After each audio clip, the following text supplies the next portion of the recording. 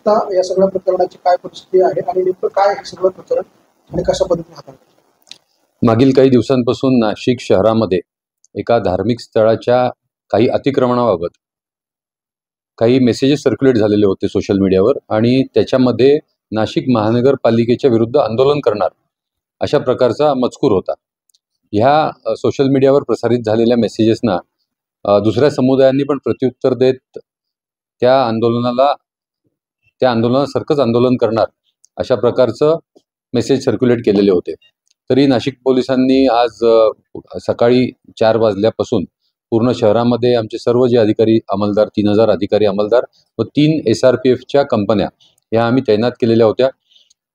नाशिक महानगरपालिकेने काही बांधकाम अनधिकृत बांधकाम तोडण्याची काही कारवाई केलेली आहे त्या ठिकाणी आणि ही कारवाई जी आहे ही दोन्ही जे समुदाय आहेत त्यांना समजावून सांगण्यात आली आणि जे सर्व आंदोलन करणारे लोक होते दोन्ही बाजूचे यांनी त्याच्यावर समाधान मानलेलं आहे आणि नाशिक पोलीस जे सर्व लोक ज्यांनी आम्हाला सहकार्य केलं त्यांचे आम्ही आणि हा आजचा दिवस आणि आजचे आंदोलन आणि आजचा जो बंदोबस्त आहे तो शांततापूर्णरित्या आपण पार पाडलात ह्याच्याबद्दल आमचे आभार आहेत आणि ज्या नागरिकांना आम्ही ट्रॅफिक डायव्हर्ट केल्यामुळे काही त्रास झाला त्याच्याबद्दल नाशिक पोलीस आपली दिलगिरी व्यक्त करतात. पोलीस बंदोबस्त कायम असणार आहे?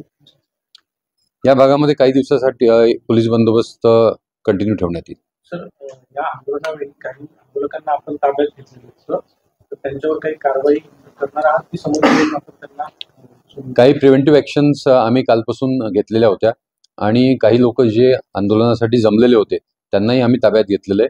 आम्ही जुना 144 आणि नवीन 163 खाली ऑर्डर्स की जमावबंदी होऊ नये याच्यासाठी आम्ही ऑर्डर पारित केलेल्या होत्या आणि ही जी लोक ताब्यात घेतलेली आहेत तर त्यांचा प्रत्येकाचा काय रोल आहे त्याप्रमाणे त्यांना समज द्यायची की त्यांच्यावर कारवाई करायची ह्याचे निर्णय घेण्यात येतील.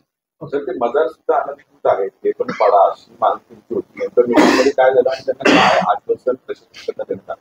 कॉर्पोरेशनचे जे कमिशनर आहेत नाशिक महानगरपालिकेचे कमिशनर यांनी या संदर्भात सर्व जी कागदपत्र आहेत ती पडताळून लीगल ओपिनियन घेऊन पुढची कारवाई करण्यात येईल अशा प्रकारचं आश्वासन आणि अशा प्रकारची भूमिका घेतलेली आहे.